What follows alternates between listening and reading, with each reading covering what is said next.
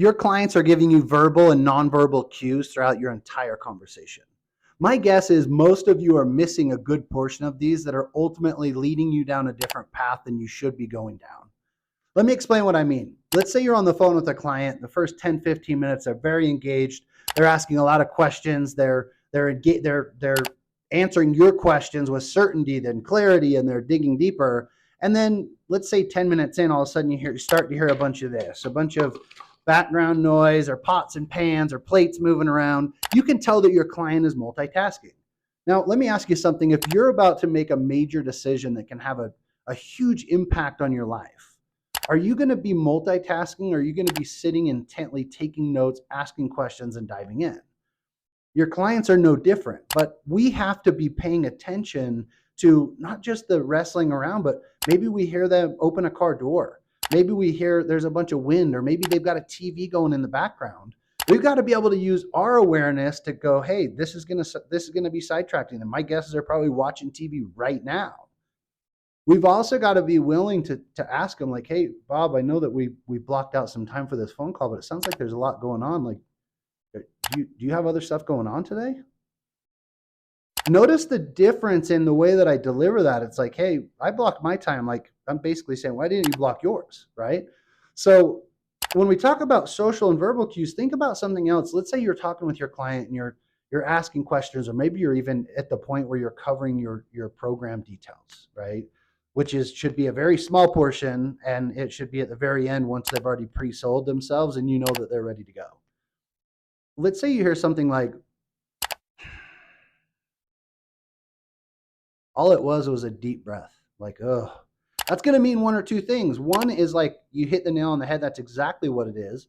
Or the other one's like, you're wearing me out and you're losing me quickly, right? So when I hear those, I have to stop, right? Look at it like a stop sign. Literally, I have to stop, and I can't proceed until I've covered it. So it's like, hey, Bob, let me pause here for just a second. It seems like maybe you've gone a little silent on me.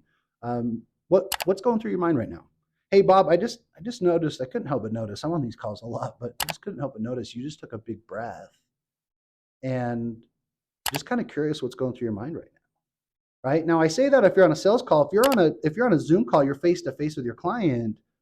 They could be, I mean, just giving you a lot of yep, that means like you're talking too much. Get it over with, right? Quit rambling. I'm done hearing what you've got to say.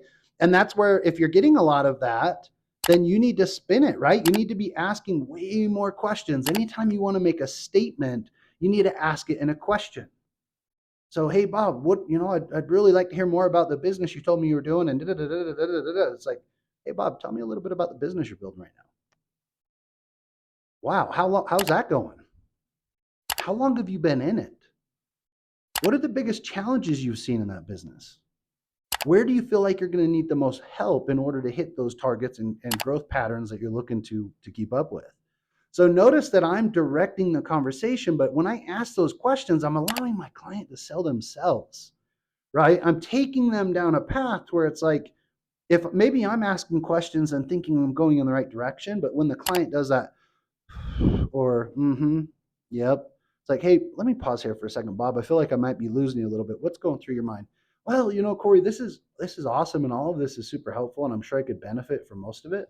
But truthfully, my problem isn't really here. My problem is over here, and this is what I need help with, and this is why.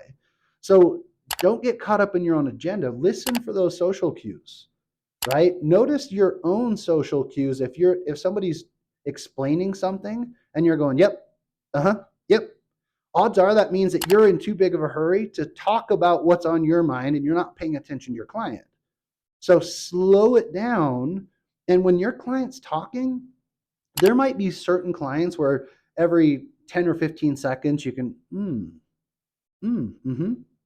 but I'm not going to go, yeah, because they're going to stop and go, oh, what? We're going to say something, right? So it's just, hey, I might do it. And some clients I don't do it with. If the conversation's flowing nicely and I can ask a question and they'll give me everything I need, I'm gonna stay quiet, because the last thing I want to do is interrupt them when they're giving me information on what they need to go from here to there. So if they're the one telling me and I'm asking the questions and they're saying, this is where it hurts, this is why, this is how long, this is what it's going to be like if I don't continue to get out of this situation. I never want to interrupt him right there, right? I'm zip lips and I'm just listening and paying attention. So anyways, you guys, I hope this was helpful. Pay attention to your social cues. If this was helpful, go ahead and give us a follow, subscribe, depending on where you're watching it, and tell your friends. We'll see you in the next one.